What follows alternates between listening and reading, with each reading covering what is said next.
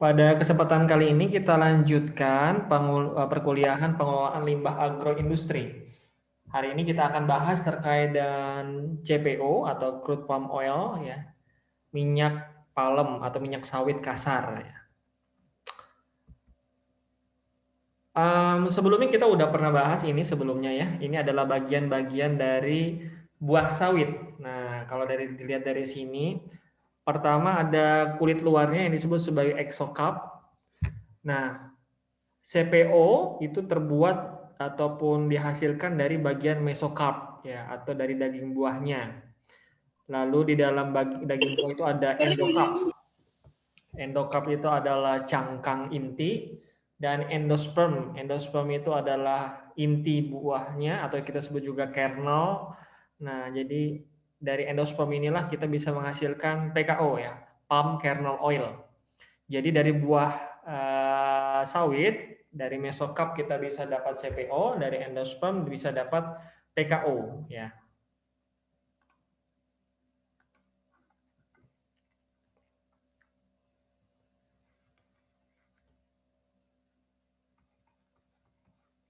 Oke, rekan-rekan sekalian, sebelumnya kita udah mempelajari ya terkait dengan bagaimana proses dari perkebunan kelapa sawit, ditimbang, disortir, dan akhirnya masuk ke pabrik sawit. Nah, di pabrik sawit lalu dilakukan pengolahan agar mendapatkan saripati minyak dari buah sawit tersebut. Lalu dari proses tersebut ada produk sampingan ataupun waste, byproduct ataupun waste ya seperti tandan kosong ataupun serat dan lain-lain ya. Nah, ketika kita sudah mendapatkan minyak, maka biasanya atau CPO ini perlu dilakukan unit-unit pengolahan yang lain agar bisa digunakan untuk peruntukan-peruntukan tertentu ya. Nah, pabrik pengolahan minyak goreng, salah satu contohnya adalah PPMG, adalah pabrik yang memproduksi minyak goreng dari bahan baku CPO. Nah, jadi CPO ini bisa diolah menjadi minyak goreng. CPO yang diperoleh dari hasil proses pressing dan ekstraksi. Nah, seperti kita ketahui sama, CPO itu pertama kan dapatnya dari buahnya. Buahnya itu dimasak, lalu dipres dan diekstraksi, intinya mendapatkan CPO. Tetapi masih mengandung FFA. Kalau CPO yang ada itu, FFA itu adalah free fatty acid. Resin, gum. Gum itu artinya adalah, kalau gum itu bahasa Inggris ya, gum itu kan permen karet ya. Gum ini maksudnya tuh kayak getah, ya, getah-getah yang tidak diinginkan. Lalu protein, fosfatida, pigmen warna, dan bau. Ya. Agar dapat diperoleh sebagai bahan makanan, maka CPO tersebut harus diproses lagi di pabrik pengolahan minyak goreng. Jadi dari CPO itu maka kita perlu mengeliminir, menghilangkan beberapa aspek ya, ataupun beberapa parameter ya. Jadi ada ukuran pigmen warna, ada bau, gam ataupun getah, protein, asam lemak bebas, free fatty acid, resin, dan fosfatida.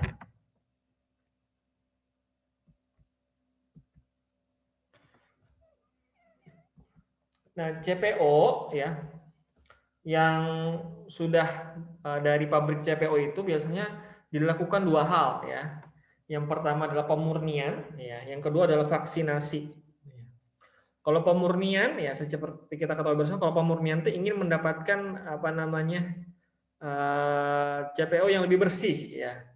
Oleh karena itu perlu dihilangkan ataupun dimurnikan dengan beberapa metode. Ada degamming, ada bleaching, ada naturalisasi, ada deodorisasi. Nanti kita akan bahas di slide berikutnya.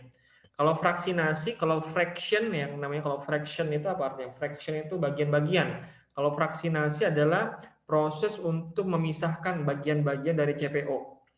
Nah, kalau kita ketahui bersama berdasarkan rantainya, oleokimia itu kan ada berdasarkan rantai C-nya ya. Kalau oleokimia berarti pengolahan berbasis oleo atau minyak sawit.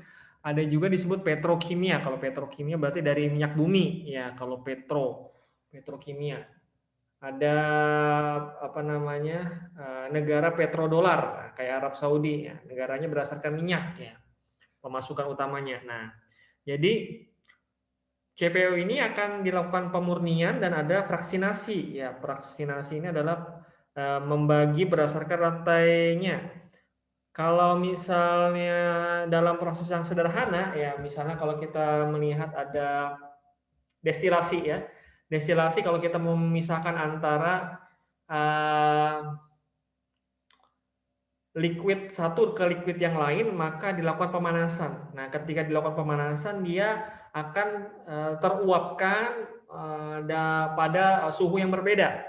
Nah, lalu setelah itu dilakukan pendinginan sehingga nanti bisa terpisah antar fraksinya, ya, apa namanya bagian-bagiannya dari tersebut. Nah, jadi fraksinasi ini secara umum seperti itu ya, dia akan membagi berdasarkan struktur kimianya, titik didihnya dan seterusnya. Ini adalah proses terkait dengan bagaimana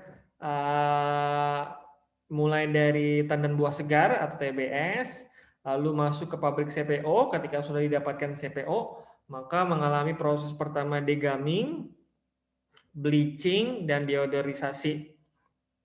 Kalau degamming, bleaching, dan deodorisasi ini adalah pemurnian, ya, menghilangkan kotoran-kotoran ataupun hal yang tidak diinginkan tadi yang kita sebutkan di awal ya. Ada free fatty acid, ada gum ataupun apa namanya getah, ada beberapa pekarangan protein, bau, warna dan seterusnya ya. Nah, setelah proses pemurnian baru masuk ke proses fraksinasi atau dibagi berdasarkan fraksinya.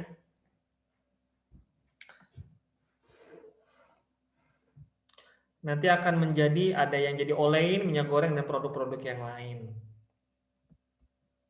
Nah, ini proses utamanya, yang utamanya secara umum ya. CPO itu di awal dia mengandung FFA atau free fatty acid sekitar 4,5%. Lalu pertama dilakukan wet degamming. Wet degamming itu adalah penghilangan getah secara wet. Wet itu berarti basah ya, menambahkan apa namanya bahan kimia tertentu. Pada kesempatan ini pakai asam fosfat ya, H3PO4 0,07 sampai 0,1% dan air panas. Ya. Lalu dari proses tersebut nanti akan terpisah air, kotoran dan getah gam. Ya. Nah setelah itu kita menggunakan bleaching earth. Nah ini yang sebelumnya kita sempat bahas ya di awal-awal. Nah ini namanya bleaching earth. Bleaching earth itu berarti bleaching itu pemutih ya. Kalau pemutih itu biasanya menggunakan lempung atau bisa menggunakan activated carbon ya, AC, activated carbon. Tapi yang umum biasanya adalah lempung ya, tanah-tanah lempung. Apa yang dimaksud dengan tanah lempung? Kalau tanah lempung itu kalau kita belajar terkait dengan kualitas tanah, mungkin kita sudah pelajarin ada segitiga nunya kan ya. Segitiga tanah dia mengandung debu, pasir, liat ya. Nah, jadi nanti dia tuh persis di tengah-tengah gitu. Nah, jadi komposisinya itu adalah seimbang antara debu, liat, dan pasir. Itulah yang disebut sebagai lempung. Lempung ini biasanya awalnya warnanya putih ya, warnanya putih. Tetapi ketika digunakan dalam proses pemucatan atau pemurnian ya, pemucatan. Kalau disebut pemucatan itu berarti dia warnanya menjadi lebih jernih gitu ya. Proses bleaching, nah maka dia akan jadi warnanya hitam. Nah, disebutnya blotong ya. Nah, atau kalau bahasa Inggrisnya SB, spent SPENT, bleaching earth ya.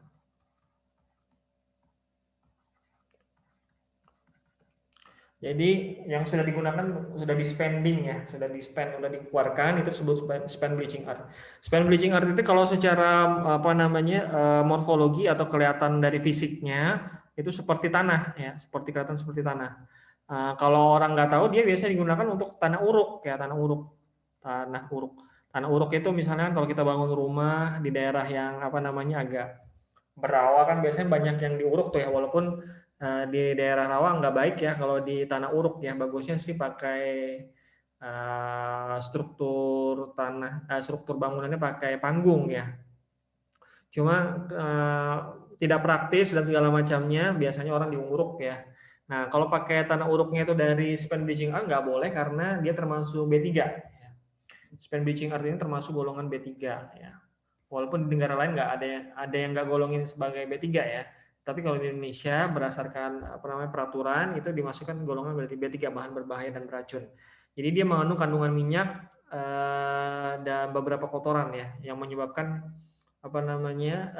yang sebelumnya itu warnanya putih menjadi warnanya lebih gelap karena dia mengambil ya, karena dia menyerap ya dari CPO ya dalam proses pemucatan atau bleaching. Nah, lalu masuk kepada proses deodorisasi ya. Pada suhu 240 sampai 260 derajat pada suhu demikian dan selama 1,5 jam. Lalu di proses selanjutnya adalah kristalisasi dan selanjutnya adalah fraksinasi. Nanti kita akan bahas lebih banyak terkait dengan bleaching, deodorisasi, kristalisasi. Ada satu lagi naturalisasi di slide berikutnya. Fraksinasi nanti akan dipisahkan. Umumnya ada dua ya, olein sama stearin ya. Olein itu sekitar 72,4%, sedangkan stearin itu sekitar 23,1%. Jadi cukup signifikan ya. Saya pernah ke pabrik minyak dulu di Bangkok ya waktu jadi mata kuliah unit proses dulu ya. Karena saya dulu kuliahnya di environmental technology ya, teknologi lingkungan. Jadi ada yang kuliahnya itu di teknik kimia, ada kuliahnya itu di MIPA, kimia. Jadi lintas program gitu ya. Walaupun saya fokusnya ke air minum dan air limbah. Nah, jadi saya melihat tuh proses minyak goreng ya dari CPO menjadi minyak goreng. Nah, ini dia pengertian terkait dengan pemurnian atau refinery ya, atau pemurnian ya. Yang pertama prosesnya namanya degamming tadi.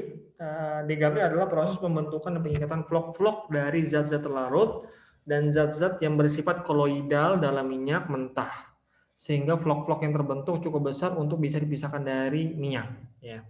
Untuk memisahkan zat-zat terlarut atau zat-zat yang bersifat koloidal seperti resin, gam, protein, dan pestisida dalam minyak mentah. Ya. Jadi pertama adalah prosesnya adalah degamming ya. Jadi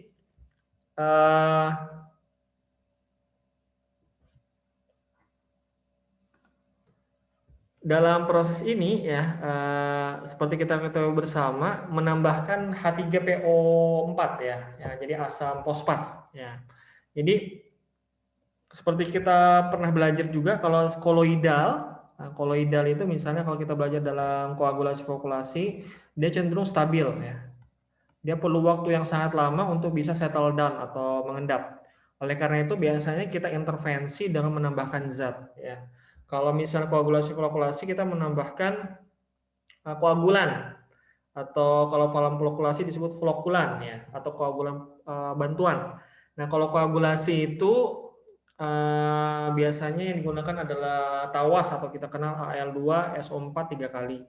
Nah, dia jadi rantai positif dan negatif itu memberikan ion ya. Jadi kalau koagulasi itu kan ada dua utamanya adalah memberikan ion pada vlog sehingga ketika dia memiliki ion ada positif dan negatif saling berdekatan dan akhirnya membentuk vlog. Yang kedua adalah membentuk ligan atau jembatan antar vlog. Jadi kayak saling berpegangan tangan sehingga membentuk vlog-vlog yang besar. Nah, itu adalah proses degamming ya. Jadi kalau ini menambahkan H3PO4 ya. Asam fosfat utamanya ya. Jadi dia akan membentuk koloid tersebut membentuk vlog-vlog. Yang kedua setelah degamming itu adalah netralisasi ya. Kalau netralisasi adalah menghilangkan asam lemak bebas yang terdapat dalam minyak. Kenapa harus dihilangkan? Karena dapat menimbulkan bau yang tengik ya. Jadi proses netralisasi agar terhilangkan asam lemak bebasnya berkurang ya. Yang ketiga adalah bleaching. Bleaching adalah mengurangi zat-zat warna dalam minyak tanah. Menurut pengamatan titik kritis pada pengolahan minyak goreng ini terdapat pada proses pemucatan ya. Karena proses ini dapat berpengaruh negatif yaitu dapat merusak antioksidan alami dan proses sinergisnya antara tocopherol, karotenoid, fosfolipida sehingga dapat menurunkan stabilitas minyak terhadap oksidasi. Proses pemucatan yang baik adalah dengan pemanasan karena antioksidan tocopherol dan karotenoid stabil terhadap panas. Jadi biasanya kalau dalam proses bleaching itu menambahkan bleaching earth lalu dalam suhu yang dinaikkan atau panas sehingga strukturnya stabil tetapi pengotor-pengotornya bisa hilang ya. Jadi Bleaching itu kayak absorpsi ya, jadi dia bisa menghilangkan zat-zat yang tidak diinginkan, termasuk pada dalamnya juga warna ataupun zat pengotor ataupun juga asam lemak yang berlebihan dan seterusnya. Jadi proses bleaching ini penting untuk dilakukan, dan pada proses bleaching inilah paling banyak menghasilkan B3 ya, karena menghasilkan spent bleaching earth ya. Selanjutnya masuk ke deodorisasi, adalah mengurangi atau menghilangkan rasa dan bau yang tidak dikehendaki dalam minyak untuk makanan ya. Jadi dikasih menghilangkan bau ya, deodor ya. Odor itu kan bau, yang menghilangkan bau ya. Ini secara umum ya terkait dengan refinery dalam proses CPO menjadi minyak ya, degaming menghilangkan lemak, netralisasi, bleaching, dan deodorisasi. Kalau fraksionasi atau fractionation itu adalah membuat fraksi ya. Jadi proses pemisahan antara fraksi padat, yaitu adalah stearin dan fraksi cair yang yaitu adalah olein, yaitu kristalisasi suatu fraksi menjadi padat pada temperatur tertentu dan disusul dengan pemisahan kedua fraksi tersebut ya. Fraksi padat dan cairnya dipisahkan. Setelah proses degaming, suhu diturunkan 60 derajat menjadi 30 derajat selama 3-4 jam sampai terbentuk kristal. Pada akhir pembentukan kristal ditambahkan larutan deterjen dan magnesium sulfat sehingga pembentukan kristal yang terbentuk dilapisi oleh deterjen dan memisahkannya dengan olein cair ya.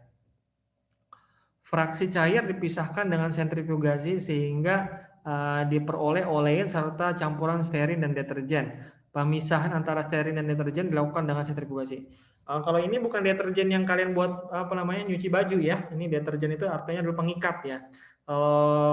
Sifat umum dari deterjen itu adalah dia mengikat sesuatu yang mau ditangkap sama dia kan. Jadi kalau kita punya baju terus ditambah deterjen, dia ngikat kotoran-kotorannya ya, minyak dan segala macamnya ya. Jadi itulah deterjen maksudnya, bukan yang buat di baju ya. Fraksi yang dimaksud adalah kristal adalah stearin dan yang cair adalah olein ya. Pada kristalisasi suatu fraksi yang menjadi padat pada temperatur tertentu, fraksi menjadi kristal adalah stearin dan yang tetap adalah olein. Setelah itu dilakukan pemisahan ya, kalau sudah ada cair dan padatnya, dipisahkan antara olein dan stearin. Olein adalah minyak sawit yang berbentuk cair digunakan untuk minyak goreng, sedangkan stearin adalah minyak sawit yang berbentuk padat digunakan untuk margarin. Nah, dari sini bisa dua produk jadinya ya, minyak goreng dan margarin. Jadi ini contoh dari beberapa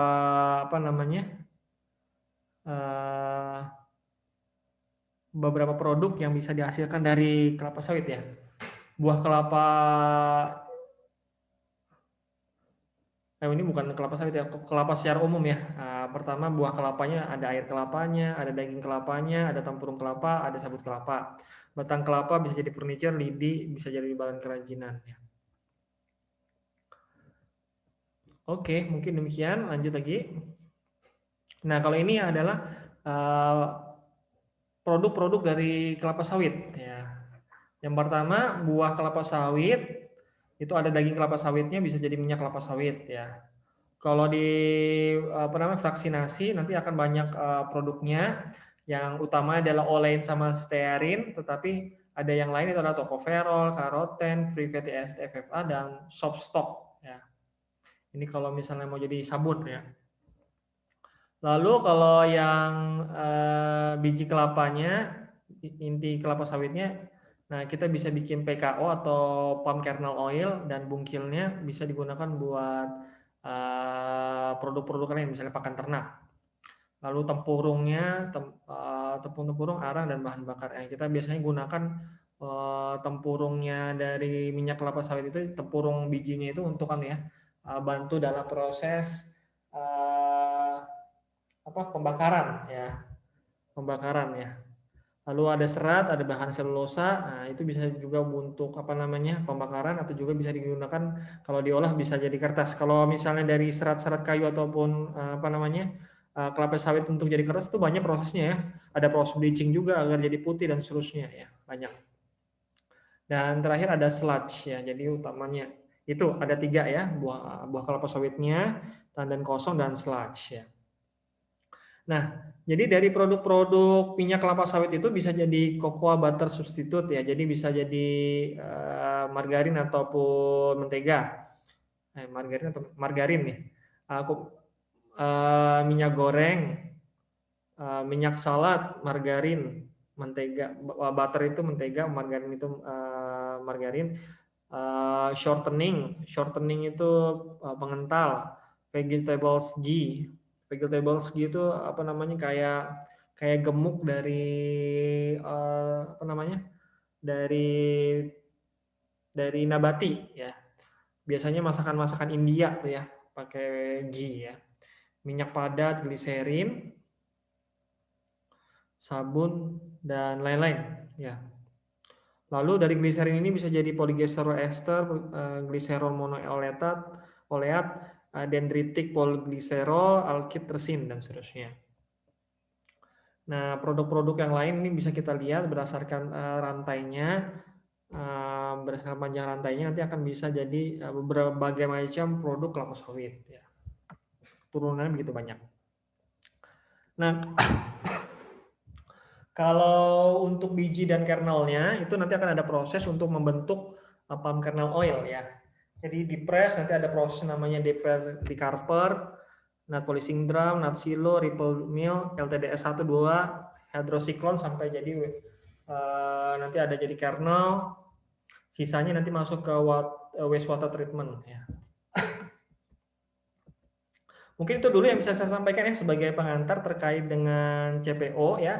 Kita sudah bahas CPO di pertemuan berikutnya ya terkait sebelumnya yang terkait dengan bagaimana dari buah tandan segar menjadi minyak CPO dan ini adalah turunan-turunan CPO-nya. Sebelum masuk ke oleokimia, silakan kalau ada yang mau didiskusikan atau ditanyakan.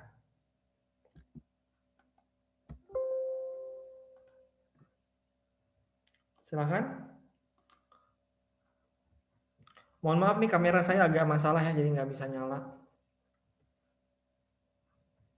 Ada terkait dengan CPO?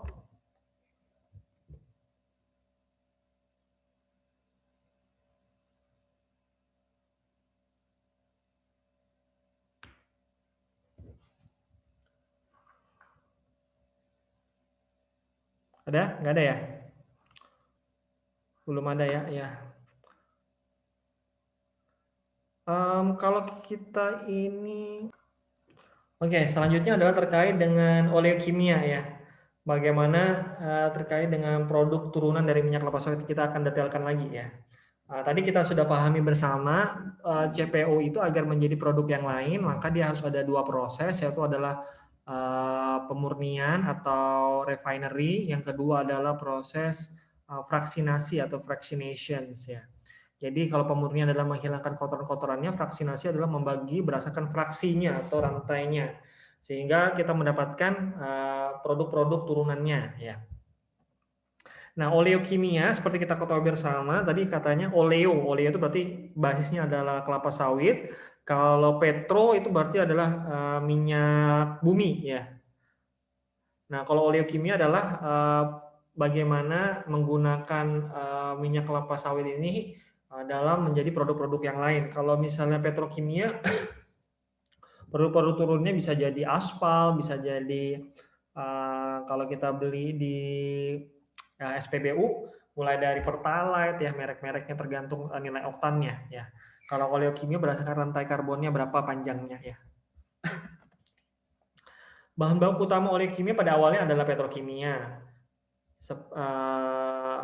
Selain petrokimia ya, petrokimia adalah tallow atau lemak sapi atau domba sebagai hasil samping industri pengolahan daging dan minyak kelapa yang masing-masing merupakan sumber lemak CR16, CR18, CR12 dan CR14.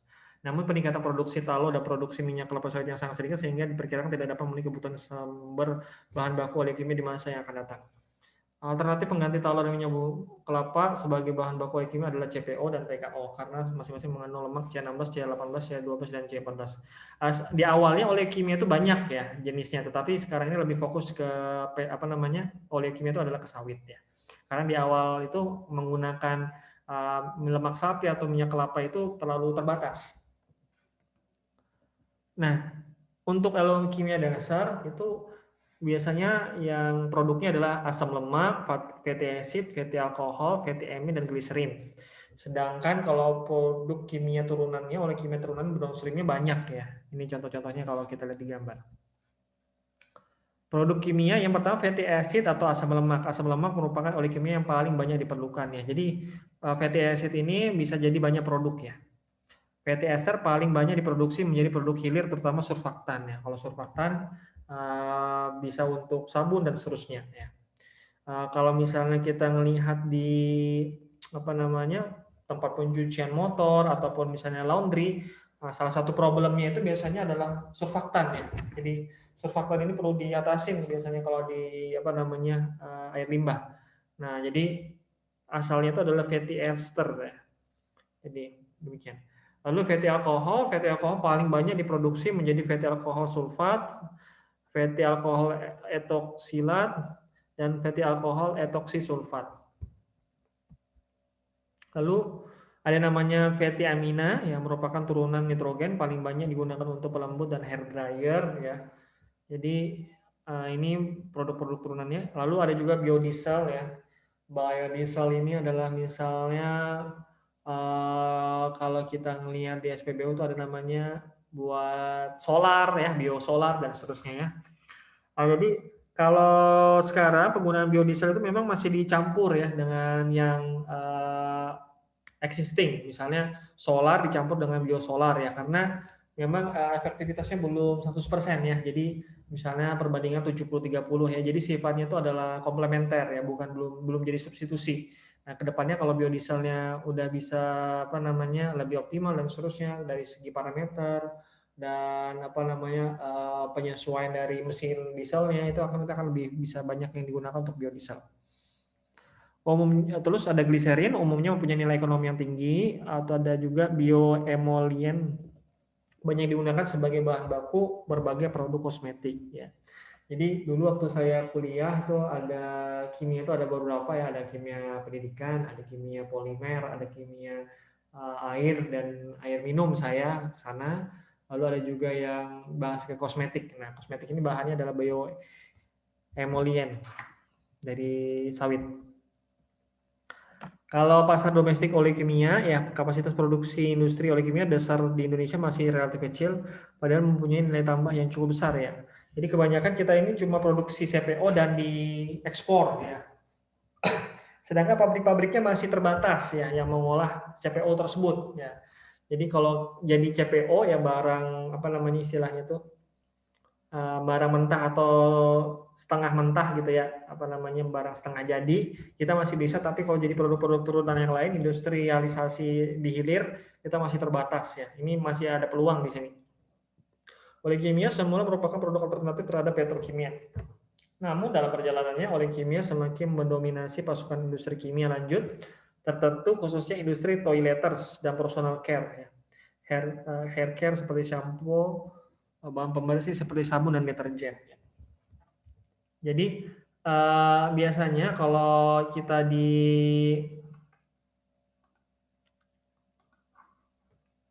air limbah ya, ada namanya produknya itu namanya PPCPs ya.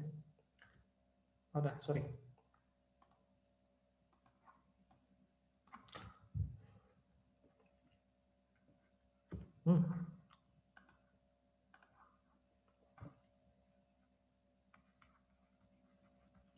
Personal care products. PCPs ya, PCPS. Nah, kalau kita baca di jurnal-jurnal PCPS ini adalah polutan ya. Jadi polutan-polutan dari produk turunan ini banyak ya. Kalau dari laundry ataupun pencucian Nah, makanya kita bisa dapat namanya tadi surfaktan ya. Ataupun yang lainnya biasanya terganggu juga ya, COD dan BOD ya. Nah, kalau BOD itu kan kita ngeliat dari dissolve oksigennya kan ya, antara hari pertama dan hari kelima. Selisihnya itu adalah BOD ya. Atau kita sebutnya juga BOD 5. Nah, kalau COD adalah chemical oxygen demand ya, oksigen yang dibutuhkan untuk menyisihkan apa namanya zat-zat tertentu ya di air ya. Nah, kalau ini adalah turunan-turunan dari proses palm kernel oil ya. Ini adalah pengolahannya ya.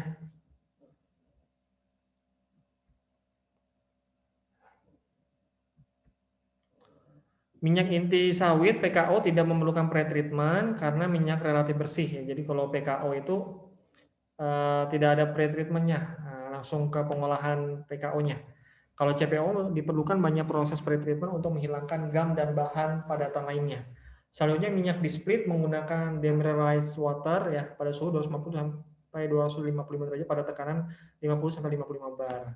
Produk yang dihasilkan berupa campuran asam lemak, gliserida sekitar 15%. Campuran asam lemak dimurnikan untuk menghilangkan warna, gliserida bahan tak tersabunkan, dan asam lemak yang terpolar dengan cara hidrogenasi dapat juga dilakukan untuk menghasilkan asam lemak jenuh dengan kualitas tinggi.